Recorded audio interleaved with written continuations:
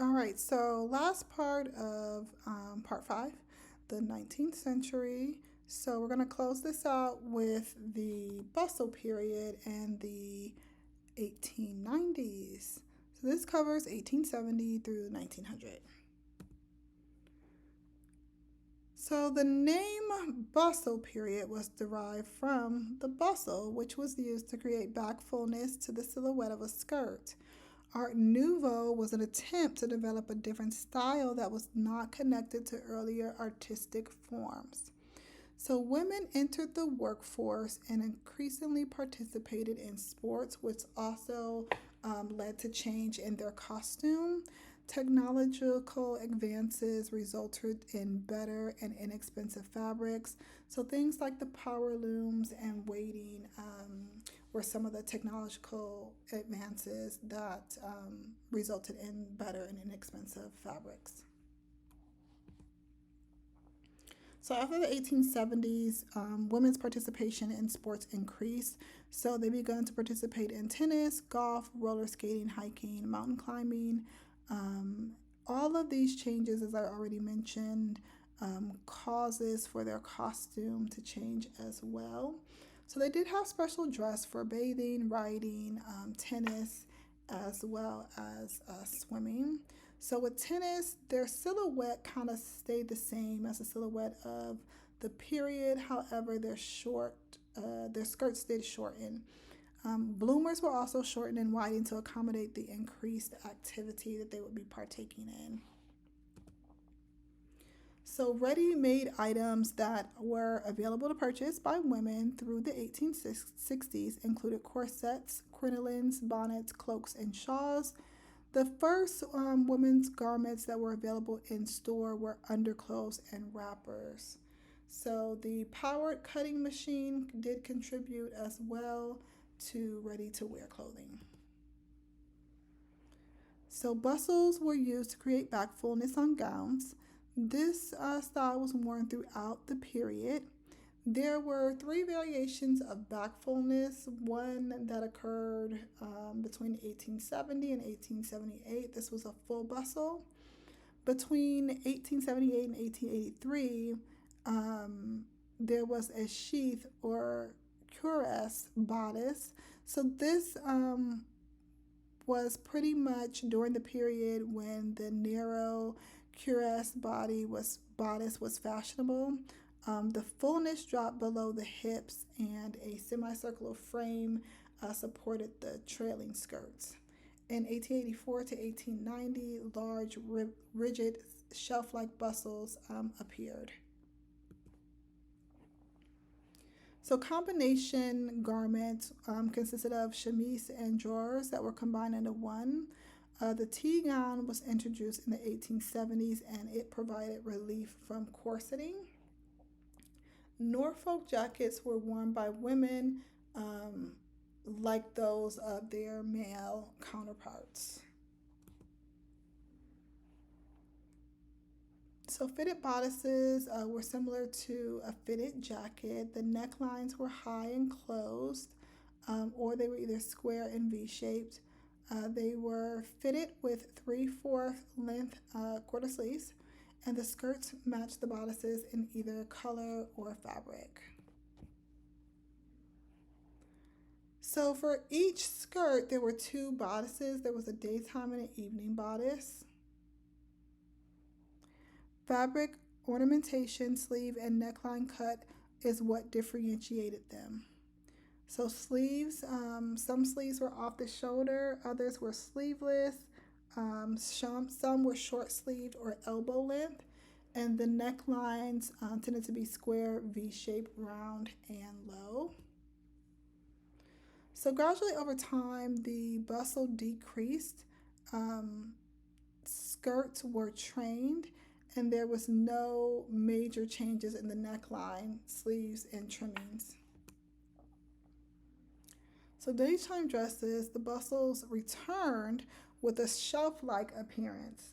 They had fitted jacket-style bodices, high fitted bone collars, cap sleeves with a small puff, and gowns rarely had trains.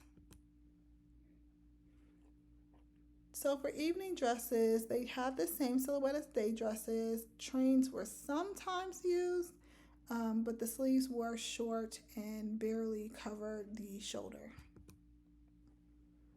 For outer garments, jackets were cut to accommodate the bustle. So other coats were the ulster, which was a long belted coat with a removable shoulder cape or hood. The dolman, which was a fitted, semi-fitted floor length garment. Cloaks and capes were also made in varying lengths. So for hair and headdress, the cinder was parted down. The hair was waved around the face and pulled back. Hair was long and styled in braids, a bun, or curls in the early 1870s. Extensions were used pretty lavishly during this time frame as well, and caps were worn indoors by elderly women. So the stockings now matched the color of the dress that the woman was wearing. Embroidery and stripe patterns were popular during that time frame. So pointed toe, medium high heel shoes dominated. Gloves lengths did vary, and then folding fans of gauze were also popular for evening fan styles. So the most popular silhouette between 1890 and 1900 was the hourglass shape. The skirt flared into a bell shape, sleeves were large and wide for both day and evening wear, and the waist was cinched very small. Capes were the most common outdoor garment. Collars were set high and were standing with or without their neckline being finished in a ruffle. The Chesterfield style and ulster coats remained pretty popular. Knickers were worn with a fitted suited jacket for cycling. Bathing suits contained more fabric by this time frame, making them be a little bit more bulky. Bathing suits, or bathing costumes, I should say, had a large elbow length puff sleeve, narrow waistlines, but also full bell shaped skirts that ended at the knee. So the Gibson girl was a hairstyle essentially that entailed arranging the hair of soft waves around the face with, and in front there was a pompadour. Hats were only worn outdoors during this time, and women wore men's hats for sportswear or work. So, like the fedora and the straw boater was worn for work and for sportswear activities. Hair decoration was also used in the evening, so feathers, combs, jeweled ornaments women would use in the evening. Daytime stockings were made of cotton, and evening stockings were made of silk. So, gloves were worn by both men and women, and jewelry was inspired by Art Nouveau. So combinations for men or union suits were worn. Combinations or union suits connected drawers to the undervest as one piece. T-shirts were meant to be worn as underwear underneath the U.S. Navy uniform. So frock coats remained fashionable into the latter part of the 1980s, also known as morning coats. So Norfolk jacket, a belted sports jacket, became pretty popular during this period. Removing collars and cuffs were also common. Bow ties were popular. Long neckties were knotted at the end and affixed with a decorative stud. In the 1890s, though, colored shirts did appear to be mostly striped, and the tuxedo was introduced in 1880. So top hats were favored, dress hats and folding top hats were used for the opera and the theater. Other styles included bowlers or derbies or fedoras or Homburgs. and a variety of caps were worn for sports. The deerstalker cap was made famous through the illustration of Conan Doyle's Sherlock Holmes stories. So, this was basically a tweed cap with visors at the front and back.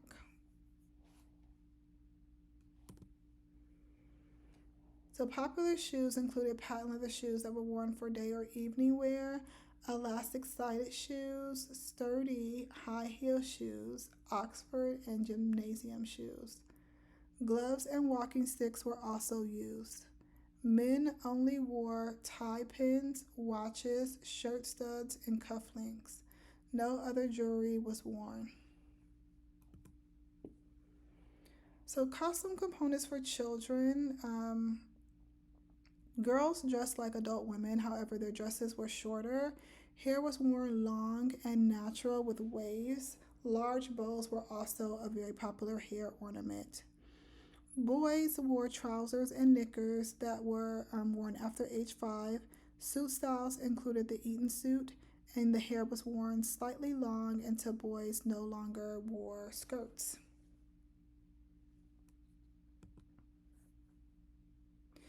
So those in mourning wore what was considered mourning dress.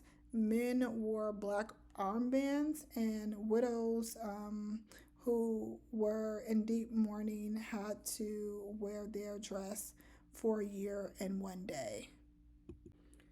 So the deepest or first mourning consisted of black crepe covered dresses with black accessories, and even in some cases, um, the underwear was also black. Mourning crepe was black. Silk fabric was with a crinkled or uneven surface texture. All right, so this ties up part 5.